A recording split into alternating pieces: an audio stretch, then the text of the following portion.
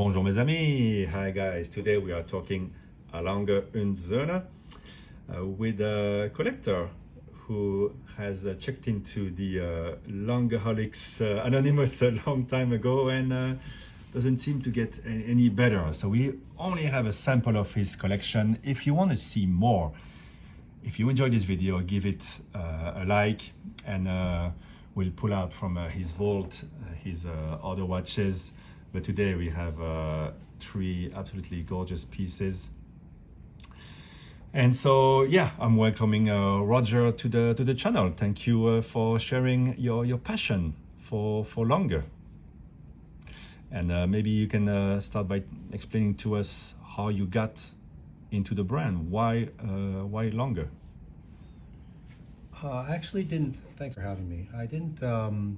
I think Lange came back in 1994, maybe, and it wasn't until the turn of the century, around like the 2000s, that I got into it. Because I think when Lange first came out, it was pretty much like German exclusive. It didn't really like bust on out. Just like kind of like how Grand Seiko was always Japan domestic market. And it was a different market back then. People were not so crazy about watches. There was not so much internet as well, right? Yeah. So you wouldn't know immediately, oh, there's a brand, Lange is back, right? Yeah, I didn't know. And then actually, since you were saying like, what was my first Lange watch? I mean, the Lange 1, which we don't have here, that's in the vault. In this family. In this family. Is not here today, but at the time I couldn't find a Lange 1 that I really liked. So at the time I picked up instead in 1815, which is what we do see here on the right hand side. Yep. But 1815 standard, which has a small seconds at the 6, and the spouse disapproved of the the 1815 because that small sub-seconds has a eats the 6, like in a lot of watches, right? And she's like, why would it do that, right? She's in the other camp. Some people like it, some can't stand it. She can't stand the fact that the 6 is partially cut on off. Yeah. Yeah. And then what was fascinating was when they first came on out, and because I had picked it up on the secondary market, the retail price for it was $8,000 US. Reasonable. I mean, can you imagine, like, an 1815 for in the early 2000s for $8,000 US retail, right? And I think that was in gold, right? In gold. Mine was in white gold. Mine, strangely enough, was in white gold and blue dials. And blue dials were not popular back then. Now the early Lange blue dials are 2.5, 3 times the price of a normal neo-vintage Lange. It was amazing. And then what is different about that one that I bought back then, and actually, unfortunately, you don't see it on these watches here today, is a lot of the Lange 1815s on the minute hand tip is bent down. So I guess from the curve of the crystal in the watch, it's actually more precise for you to see exactly what time it is, because the 1815s, they all have like this railroad marker around to, like, really check the time. So it was just great. I would just wear it to the office. It was a super slim dress watch. I think they're probably under 8 millimeters. Is that correct? Like that's possible. Yeah. I'd have to take a look. But yeah, so my first one was a. But back then, did you know anybody who was wearing Lange, or were you like a pioneer around this neck of the woods? I was in the U.S. at the time, and the only guys I knew that were wearing Lange were the guys at the center of the universe, which is like New York. Yeah. So there were these watch WIS guys, and then there were actually these Lange groups, right? So was there retail presence in the U.S. or did they have to buy it from Germany? There was retail presence in the U.S. Yeah, it was how do you pronounce it? Cellini. Yeah. Yeah, this big U.S. dealer called Cellini, and also Wempe. Wempe, yeah, Yeah, that so would be there. those two, and then they've had they were such connected ADs, authorized dealers, that they had their own special editions over the years. So yeah, the 1815 was my first, and then later on I was able to pick up a Lange 1, and then as I think most watch guys do. Which longer one was that then? That one was a what they call the stealth Lange 1. It's platinum, but interestingly enough, also because watches were smaller back then, I didn't get the standard stealth. I got the little Lange stealth, which which was also 36 millimeters instead of the 38. The taste back then was still for small watches, or were the Panerai craze starting? I think also a number of the guys that I was hanging out with were these Japanese collectors, and then the Japanese guys, they all tend to have these slimmer wrists. Yeah. So I ended up picking up a little Lange, yeah, which was great. And then that little Lange, it didn't have the cutoff 6, right? So the wife took the watch, and then was always upset later on when I ended up selling that one too, because she's like, "You sold my watch," and I was like, "It was never your watch." All right, to go back to your original question, there were just a bunch of Lange guys in New York. Sometimes we would just fly into New York for the weekend, have lunch, and then when you see those photos now on Instagram where there's just like these watches all spread out on the table, on the restaurant table, it was the same thing back then, but nothing was ever posted to the internet. As you said, there was no Instagram or anything, so you'd see like anniversary Langomatics, you'd see some crazy Lange 1A, which is like this solid gold dial, and just crazy stuff. Yeah, and actually that was the first time I saw the first gen datograph. I mean, this is the second gen, and I was like, oh, that's just an amazing watch. It was just incredible, and people would literally just borrow the watch and then put it on, like the depth and the complexity of the movement, and then The first time you see this, it was amazing. Yeah, it must be a shock, right? Yeah, it was amazing. Interesting enough, the first time I saw it, also there were two gentlemen that had it, and then one had it on the buckle, and the other one had it on the deployant. And the first gen was such like this little biscuit that really having the deployant helped balance it out in terms of feel on the wrist. And then this is the second gen, which added the power reserve. Yeah, the up down there. Yeah, made it a little wider, and it's more balanced. It has a higher power reserve. It's something that Lange does for every one of their watches. When they update the watch, they're not just changing something on the dial side. They're making improvements to the movement. Now there's maybe something lost in artistry in terms of the old movements, but functionally, from like a very German perspective, the movements are better than they were before. So like when Lange updated their Lange 1 movement, they had something where like, all right, maybe before the power reserve was already strong, it was 72 hours power reserve because it had two twin barrels. But when they updated it, what happens is that when the movement runs out of energy, there's like, then what happens is that they design it so that the seconds hand will stop right at 12 o'clock. So always think of the consumer at longer, the next refinement. The refinement. So I mean, that didn't happen on the first gen for that movement. But for the second gen, they're like, you know what? Let's do something. So then, okay, so then it stops right there, and then this makes it. If you're going to be really esoteric and say I want the timekeeping to be correct, right? Then I'm going to have it stop there. And then I think that also shows this style difference between, say, Lange and FP Journe. Not to say like one is correct and one is not correct, right? But I don't believe FP Journe movements hack, because FP Journe's like, oh, it's well, he has his own feelings on it. But I would say it's a hack job, literally.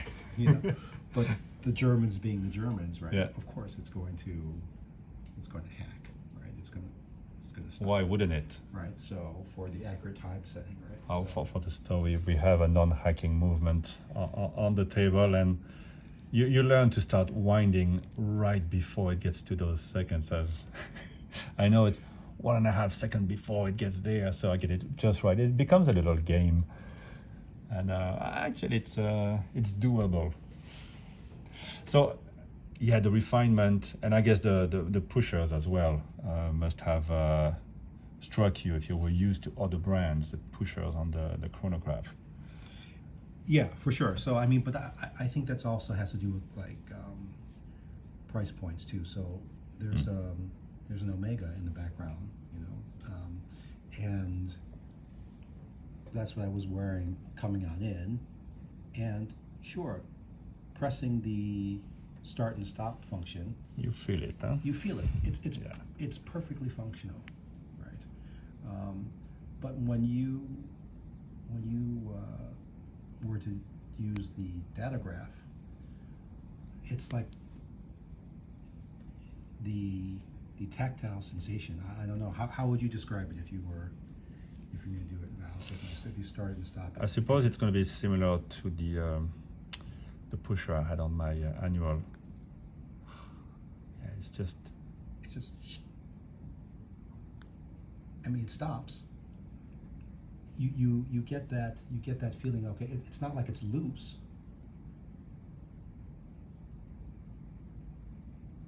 But it's just really it's completely different. This one is a flyback, right? It's flyback. Yeah. So if you hit So I get it no, running. no, you don't do that. You do that. Yeah. Press the top one, and then it will fly back this way. Now you push the bottom one. Well, that's a reset then. Reset. But the flyback is supposed you can push it as it is running. Have you realized that? You want to try it for the first time? No, not really. I really recommend you look it up and try, because flyback, it is exactly what it means. Is look it up, see some videos to see that it's perfectly safe, and then as it is running, hit your flyback button, and you have another way to enjoy the watch. And So you're basically saying flyback. So then you're instantaneously starting a new new timing it function. flies back to 0 while keeping on running. And I imagine on a longer, it's gonna feel amazing. But yeah, the feel, I hate to use the word buttery.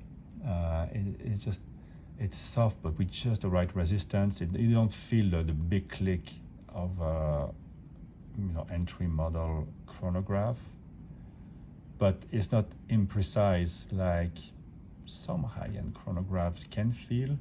You know when it's gonna start, right? It's just tiny little click, nothing there, and as soon as you get to the and also crucially, unlike Patek's pushers on their chronographs, the feel of the reset is very, very close, if not identical. I think they work on that as the feel of the start-stop pusher, which also I think it's the next refinement. Often it is quite different because it's a very different mechanic.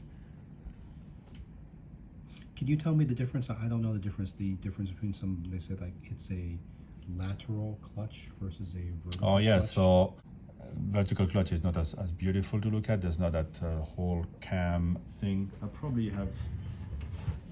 Oh yeah. Here you have a lateral clutch from Zenith here. See, it's a nice show, because you see that whole bit here. That's gonna. The top pusher is right here. You see that the whole, it's a lot of big spectacle.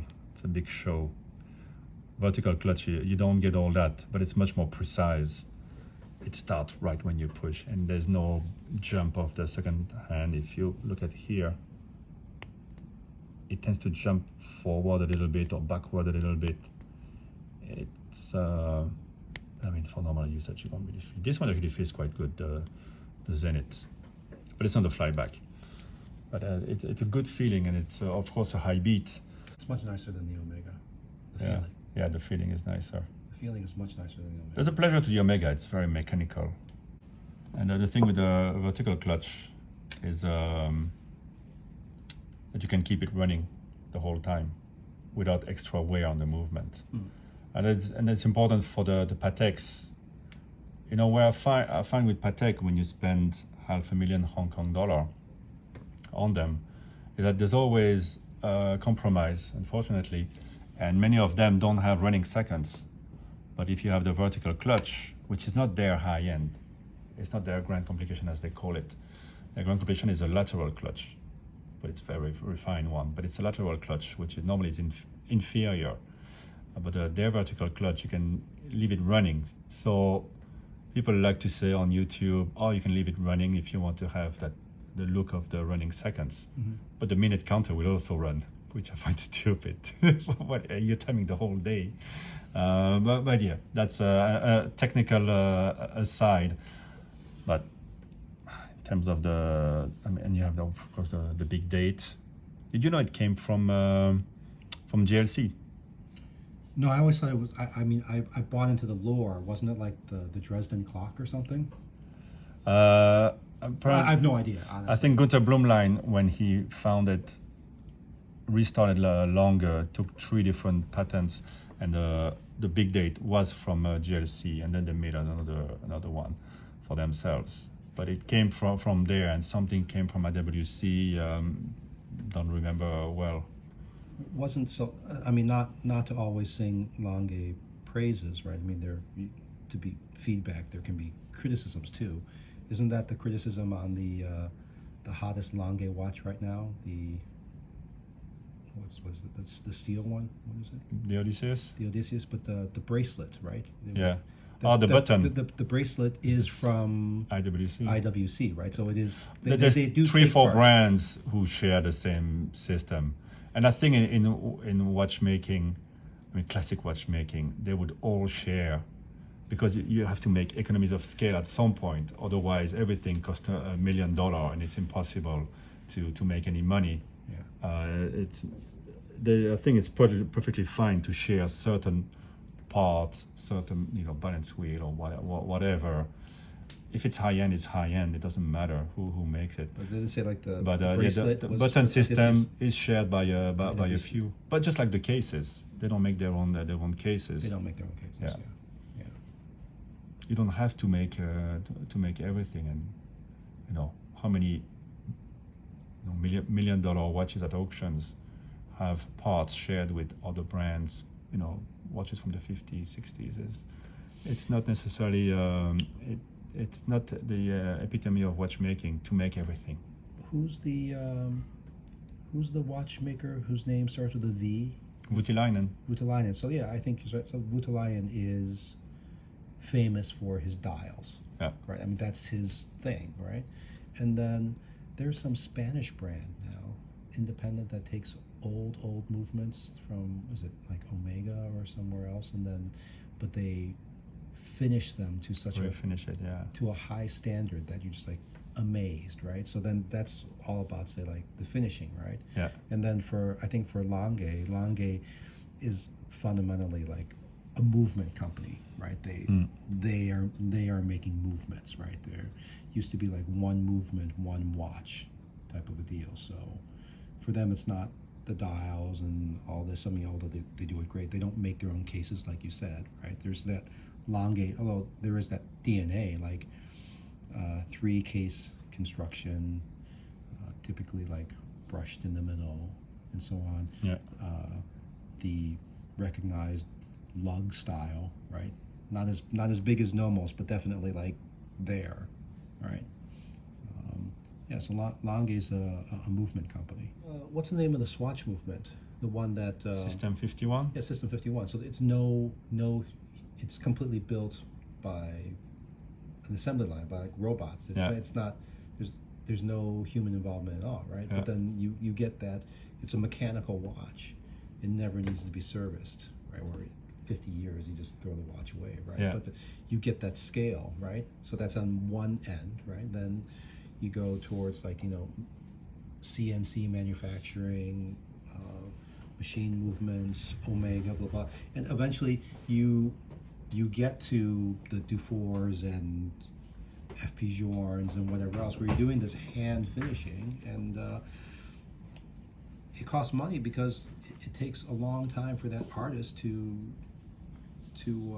develop those skills, anglage, black polish.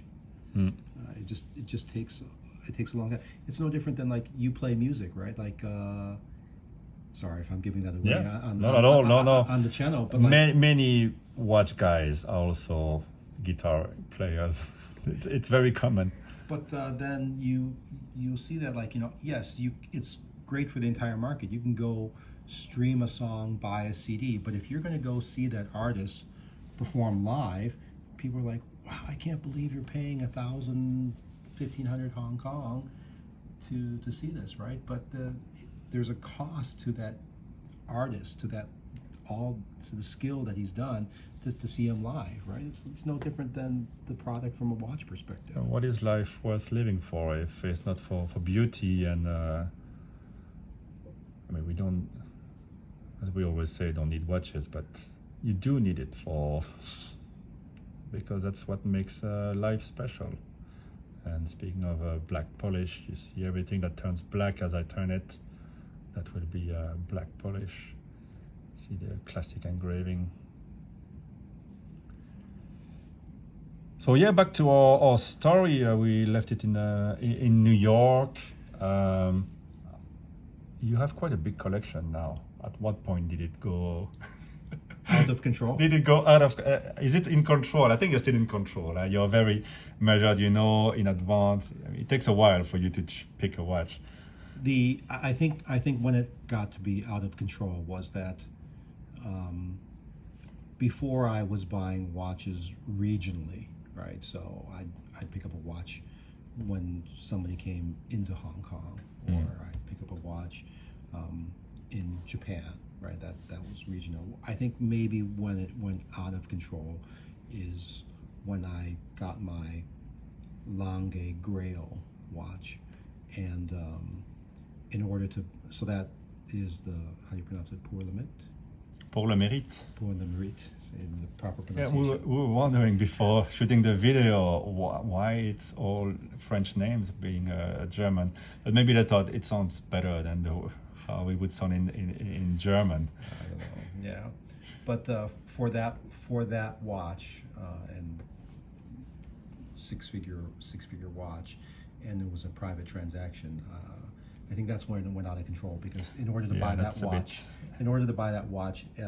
and private party, it was flying from Hong Kong to somewhere in Europe. Yeah. Having a great lunch with the collector and doing a face-to-face transaction. The funny thing is, when I didn't have first dibs on that watch. Someone else had first dibs, but then that person instead bought the collector's first gen datograph. And that was back in the day when you could get the data. This is before the pandemic explosion. You get a first gen platinum datograph for about like $40K. That other collector bought that, and he's like, same thing like with the spouse. He wasn't going to be able to pay the six figures for the PLM, right? So then I got to buy the PLM, and what happened was that I wired the equivalent of the Dado, 40K, to reserve it, right? And then the collector's like, well, then how am I going to get the rest? And I'm like, you'll get the rest when I see you. He's like, I'm not going to wait around for a wire. And I'm like, I'm going to give it to you in cash. And he's like, you're going to give it to me in cash. In Europe, it's a very no. This is very different. But I bought, you were just handling it. I bought that datograph. This datograph I bought in Japan. And in Japan, there's just the money counting machines in the watch shops. Yeah. Everyone buys their watches With cash. With cash. It's Just like in Hong Kong. In Europe now, you can't carry more than 10,000. It's very hard to purchase a watch in Europe.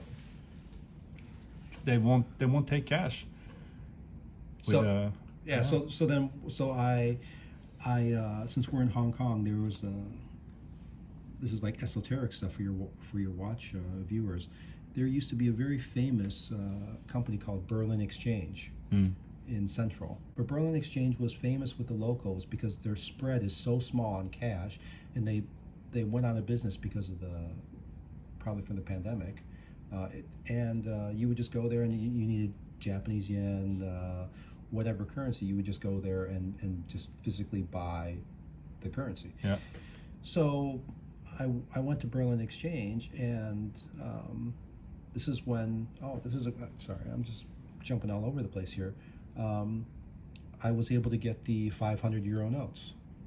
And so I just, went in, and then they give you a small private room, and you just come out with this wad, the stack of purple 500 euro notes, which incidentally, the EU country, when the EU switched to the euro as the common currency, the reason that there's a 500 euro note is because of the Germans. Because the Germans, with their history of East Germany and privacy and so on, they're the ones who are always pushing for cash, untraceable transactions. So then that's why there was a 500 euro note. Otherwise, there would never be, the highest note would have been 100 euros. So I was able to get 500 euro notes because of the Germans, and then with those 500 euro notes because of the Germans, I was able to fly into the EU, actually declare, I'm coming in with this much cash, right? And you did declare it. I did declare it because I didn't want to take the chance, right? Yeah. I did declare it, and they're like, well, why, right? And I'm like, well, I'm going to maybe buy a watch, and I'm also maybe going to go to the casino. And they're like, oh, well, of course, that's totally fine. It's totally acceptable. So I met the gentleman, and he was worried too, but then we met at a very nice place, and he had bought a cash counting machine, which also would check to see whether or not the bills were legitimate or not legitimate. And we were just there, and he's going checking it, and then everything was fine. And then he ran into the same problem that you mentioned, which is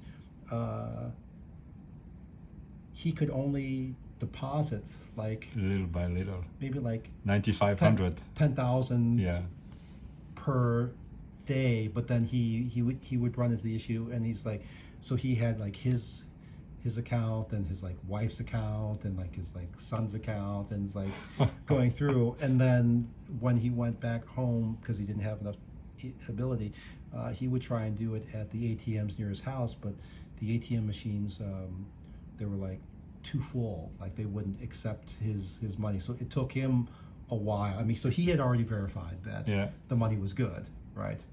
But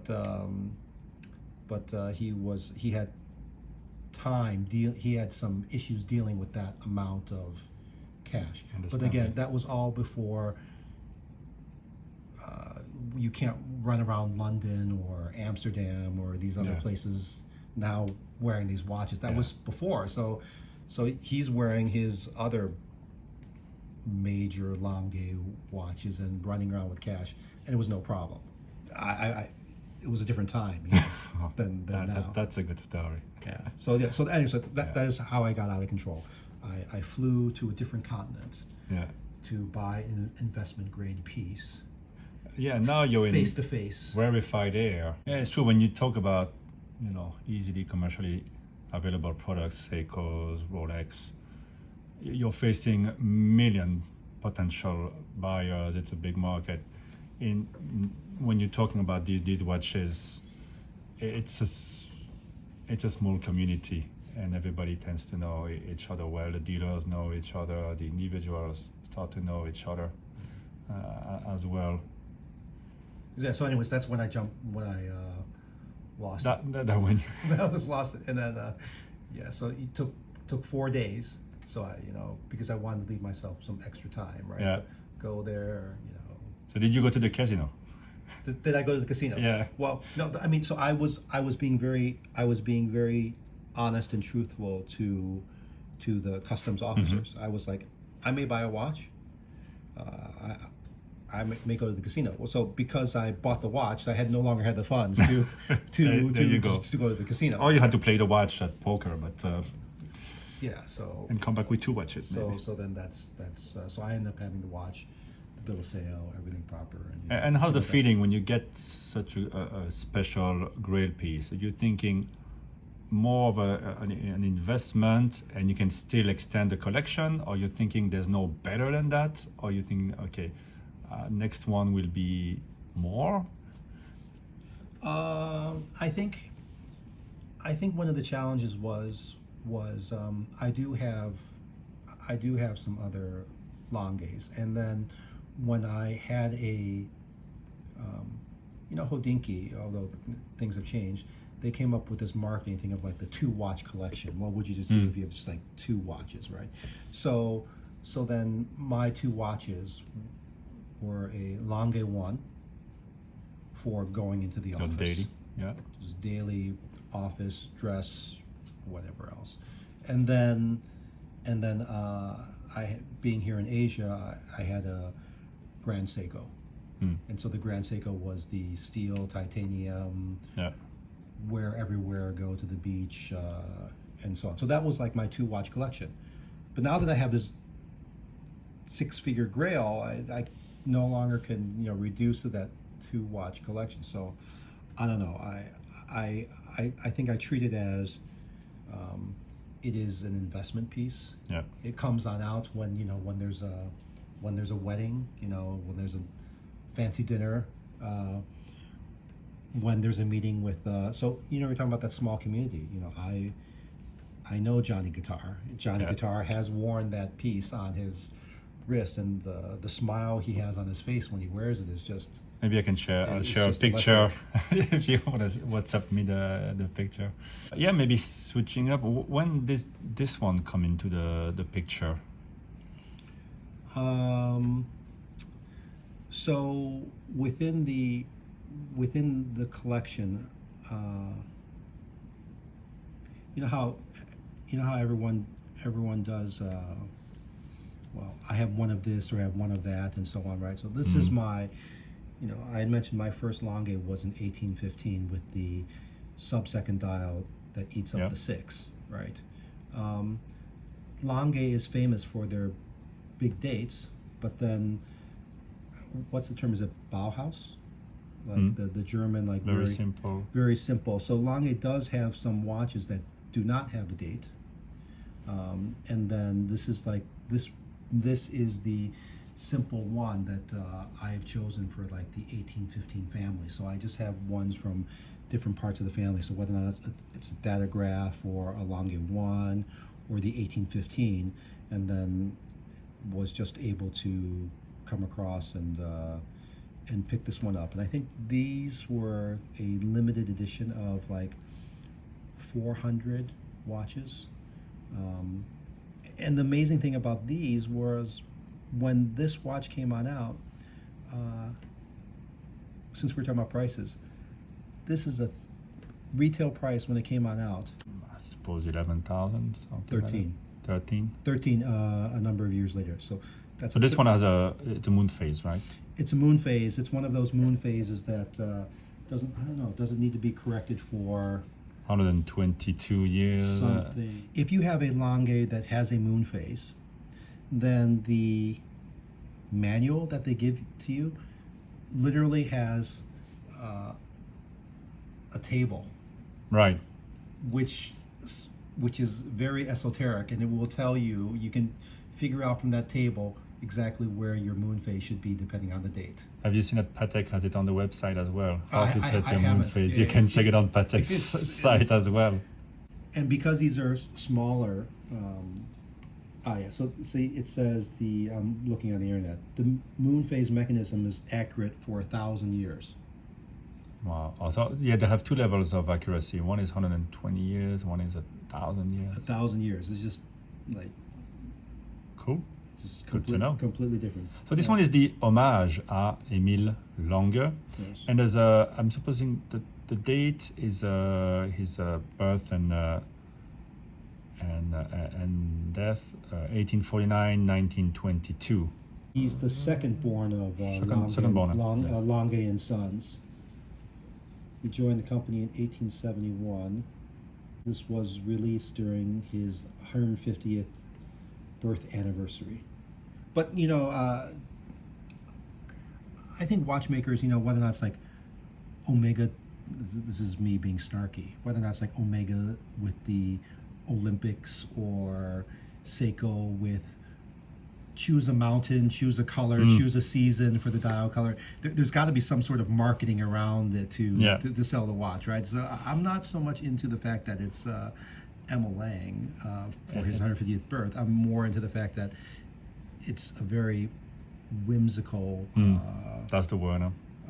It's a very whimsical version of the watch, and then some things that I like is I prefer applied markers versus printed markers, and then how they put the Big Dipper there, and then right around the moon, how they'll choose to like say, okay, I'll put stars here, and then have the 12 there, and so on, and then really strange things like I don't understand why, like for the other 1815s, the minute hand will have a bent tip, but then this one doesn't, and a lot of the Saxonias and so on, you see that they don't. So there are some things that they did back in the day that were nicer, and then they just. So this is a very small watch.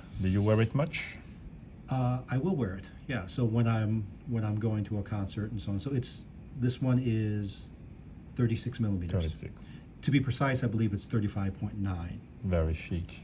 But Maybe to give a sense of proportion. do you feel it's too small for No, I feel that on your wrist? No, for me, there's days when I want a 42, there's days when I want a 36. 39 is my sweet spot. I like comfort zone, but there's watches that look great in every size, and you wouldn't want the watch to be overblown. And as you say, it's part of the charm of this one to be smaller, and actually it makes it more noticeable on your wrist. Being smaller. I do have a Patek 96, and that's small. That's like 33, and you can definitely see. And then we have here the descendant of that one, literally the 5296, which is as big as they took it, and you don't want bigger, especially with that dial. I mean, it's all dial.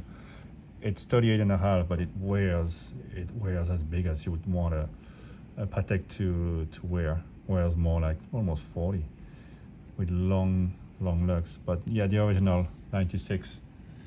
Yeah, I have a 96. Yeah, so. But yeah, if the watch has the gravitas and the style, you don't want to. It doesn't have to be overblown. And many reissues, they fail at that. Longines tend to blow up everything. Yeah. And then moving on to your second most recent acquisition. Yeah, from Lange. Yeah. That is, I was really looking forward to discovering this piece. Came, I think there's a limited one with a salmon dial. Yeah, you were giving me a hard. We've known each other for a while. You were giving me a hard time in terms of like, why didn't you get the salmon dial? Why didn't you get the salmon? Why didn't you get the salmon I know dial? it's limited. and then doesn't matter. Most of my I tend to be more of a white metal guy. Yeah. But to talk about like although I don't think Lange actually approves of it calling the salmon dial, but the salmon dial does not have loom on the hands. So you can wear this one all the time. Well, I guess so, but I'd wear it at night if I had it. You could wear I'm wear a it loom night. freak. You could loom. No, it's But not. when you're at the opera, let's say, It's easier, you yes. can see the time. And then I love that. I had made a commitment to, well, it wasn't really a commitment, but I had always spouted out my mouth to Lange, and other collectors had too, which was Lange made a version of this. So Lange made a Lange. First, they had the perpetual Langematic, which was the traditional 3 sub dial Yes. with the beautiful 3/4 micro rotor movement, and then Lange came out with a Lange 1 perpetual with a full rotor movement, but it also had a tourbillon. And then that's when the prices were like sky high. Like the retail price was 330,000 something, and I never appreciated tourbillons. I never thought that I would want to pay 100,000 US for something that I didn't really appreciate, right? So I had always mentioned to every Lange boutique, every Lange rep, when Lange comes on out and makes this watch without a tourbillon, I will buy it. I will put down my deposit. And they all told me, you're gonna have to wait a long time. I'm like, I will wait a long time. And so when Lange finally did it, and came out with this watch maybe in 2021, maybe. Presents the perpetual in a way that's so longer and so unique in the market. A gray dial from a readability perspective. Yeah. It's really easy to read for me versus the sub dials, to know that the month is just at the bottom in that chapter ring style. The date, you have the date. And then instead of the power reserve, you have the days on the left hand side. So just very readable. So yeah, so I messaged you, and I also messaged Johnny Qatar, and I was like saying, which ones do you like? I walked outside of the boutique, they were fine with it, and then showing you photos in natural light, and of course you were like salmon. And I ended up going with. Was there a price difference between the two? I think there may be a price difference, but I'm not sure if it's Wouldn't be. a material. Yeah, it price would be difference. material, I suppose. So for the pink gold, when it retailed, it was 105,000 US, and then for the white gold, say 115,000. Right. So a 10,000 US. Oh, that's a beautiful Difference. combo. It's amazing how, at first glance, it's a longer one, right? And it's genius, really, to integrate the whole perpetual into it, and you don't lose anything. So you have the leap year indication as well on the front. With the little triangle marker to indicate The month. The month, yeah. It's great balance. Loom shot freaks. There you go. Can't see it. And the show at the back. I'm gonna zoom all the way in on that one. Do you ever use it with you put the loop in front of the camera? I've tried, and you can get some results. It's kind of difficult by the time we get there. It's gonna take a while, but yeah, especially for the engraving, you want to go as close as possible because they're all very different. They do say very specifically. So I think Langes are regulated to 5 positions. They do call out the number of rubies. So this one over here is 26. I don't know what it says over there. A stunning winding mass here. The blue screws, chatons.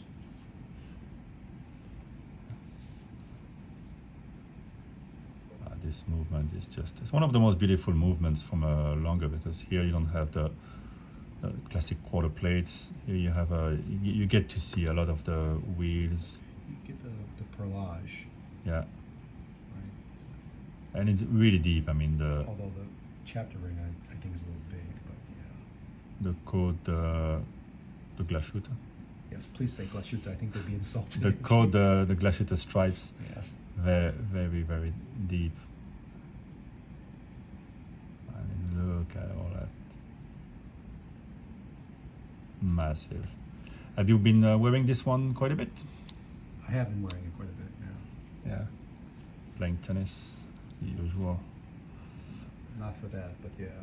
I think that they did the same thing for like the Zeitwerk date and so on. Like, so, you know, I think it's just a design choice where if you even Roger Smith is doing it. There's more and more makers are doing chapter ring style things to bring in the date functions, but then also that does expand the diameter of the watch versus the subdials. So yeah, you have very different sizes in your Lange collection. Do you totally indifferent to the size of the watch? Happy to wear 42, happy to wear 36, depending on the situation, I suppose. Yeah, I mean, I think this perpetual is probably my limit, but my wrist size is maybe a centimeter and a half larger than yours, right? Yeah, so totally fine. And for the datograph, well, the datograph is a sport watch. So here's, I'm just showing you on the side, right? So this is a Roger Smith, and he does the same thing in terms of the date. And watch sizes just tend to be a little bit bigger now, right? But we're watch sizes have come down. Like, you know, there was this craze at like 45, right? But that thankfully hasn't happened. And Lange actually, I think they had their 1815 go up to 40 millimeters, but then they started bringing back things down more for like the Saxonias and bringing it to 37, even like 35 maybe. Next for you, can we say which one you purchased after this one? That if people give enough likes to this video, we will review as well. You know, you were talking about the Grail, and I think you were having a little bit of a go at me, but I also was able to pick up that or have an allocation for that Odysseus. Yeah, so I do have an Odysseus. How did it feel when you got the call? I was surprised because what had happened was that when I said that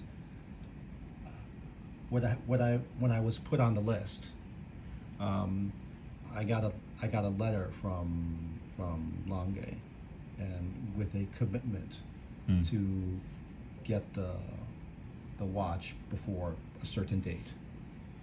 But that's nice. But that date was 2030. something insane. It was a 2-year date. 2 years, but it's still reasonable for something special that you might keep your whole life, right? An actual asset. But there was no. It's not like like, oh, well, I'm number 79 in queue, and how fast the queue is going. You just don't know, right? Yeah. Until just like one day say, oh, congratulations, Roger. You know, it's available. It's here, right? And then can we reveal how many months it was? Was it a year? It was more than a year. More than a year. It was more than a year, less than 2. Yeah. Yeah. So and then sorry, the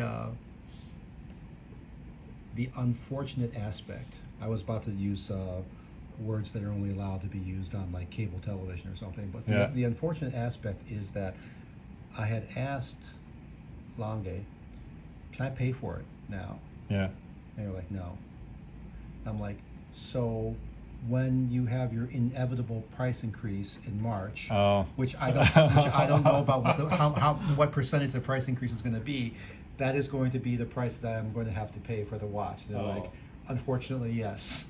But, we will tell you that, you shouldn't expect it to be more than X percentage. I'm like, it's still terrible. Like, yeah, well, It gets. we're sorry. But so because you had asked me how long did it take, because it was over the year, right? It flipped. So I did end up paying more than I expected when I had ordered it.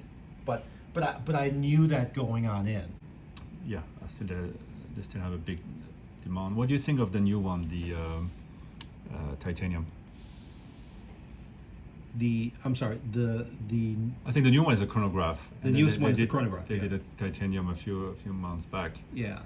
What are your thoughts when you saw that? I mean, the chronograph, they're only going to make 100 to start with. To start with, yeah. I mean, you could tell that those pushers were calling for something else, like a GMT, world timer, and I'm guessing that will arrive. What I don't understand with the chronograph is then how do you change the day and the date? Is it? Oh, it's easy. So it's just basic. So I should say it's not just. I don't want to. It's with the crown. It's with the crown. Right. So It's totally different movement. no,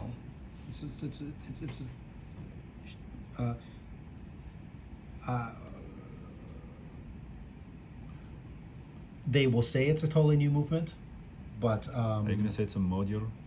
but I think there's leveraging of that full rotor movement Which and is so normal. on. I mean, they have they thought forward. Okay, what can we do with those pushers, right? Yeah. And like any smartwatch brand would do, is that you don't start from scratch again. You need a base Yeah. and adapt it to something else, and it is something else. So how did you feel when you saw, okay, now those pushers can do that as well? Well, so it's impressive. So basically, like if you pull out the crown, right, then you can say, I don't know the order. Let's say you pull out the crown, then you can adjust the time. Yeah. For one, you pull out the crown again, you can adjust the date Yeah. using the pushers, right? And then if the crown is screw down, because it's a screw down in for the water resistance, Yeah. and at that point the pushers, instead of changing the day and the date, operate the chronograph. Oh, that's what it does. Okay. Pushers have two functions. Yeah, so it's different function depending on the crown position. So that's very, very well done. Not to detract from Lange, but that may be limited to 100, but I can't see Lange wasting the R&D, and so as you said, for like these movements and so on, right? That chronograph movement or world timer or all these other things, they must be working on things to leverage it, right? It's a successful line of watches. It is a chunky baby though. It Looks like it. It is beyond it for. It makes the for me. data look small. Yeah, and I actually prefer seeing the entire. Actually, how about you? I prefer the manual wind watch because I don't have a rotor covering up part of the watch in terms of looking at movements. What's your feeling? When it comes to Lange, yeah, this is it. I mean, their first attempt was the home run. Yeah. It's just look, when it gets so beautiful, so intricate, does it matter? They're all amazing. Yeah, it's great that they can propose something different, and it's different enough that it doesn't detract. What is always important with brands, that the new ones don't detract from the interest in the previous ones. And the different lines of watches. But I wanted to ask you something. You mentioned briefly the Zeitwerk. Do you have one in the collection? Is that something you're interested in? I don't have a Zeitwerk. So Is it in the work to get a Zeitwerk? it wasn't for the first gen Zeitwerk, because the first gen Zeitwerk, for example, if you were to pull out that data graph again, and if I think I've mentioned this to you before, if you were to wind it too, this is all I'm all about how tactile things are. The wind is just very, very smooth, very, very nice on a Lange. The Zeitwerk, given the energy that's required to flip Yeah. the minutes, it was just too much for me To work out. to work out and wind all the time.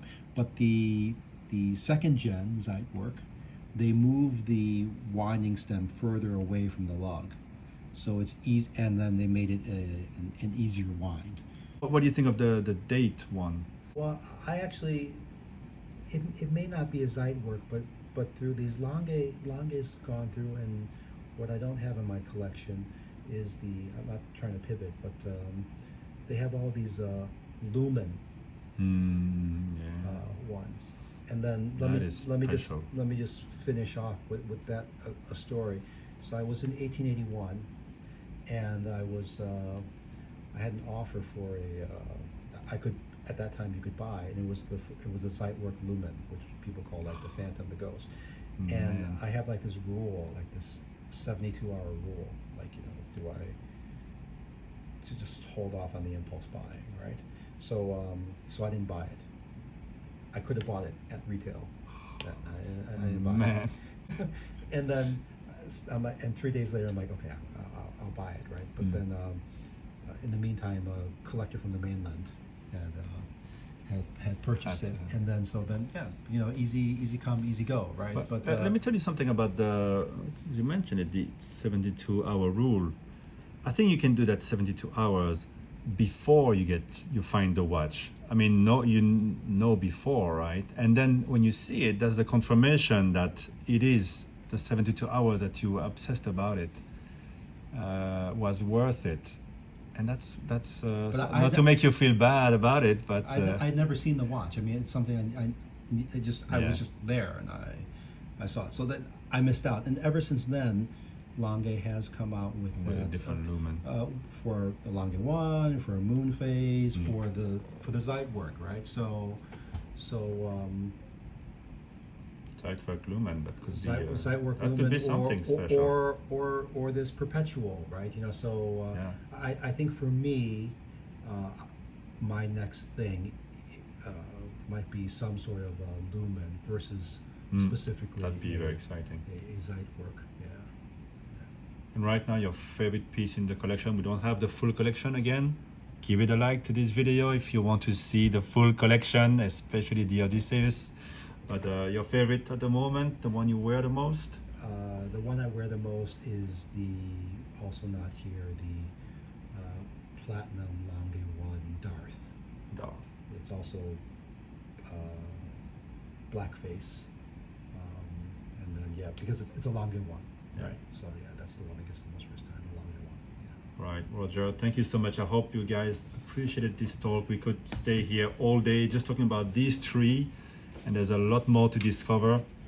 Hopefully we'll find time to review those as well. Thank you for your time, Roger. Thank you guys for watching, and we'll do that again with more longer quality pieces. Bye bye, guys. Bye bye, Roger.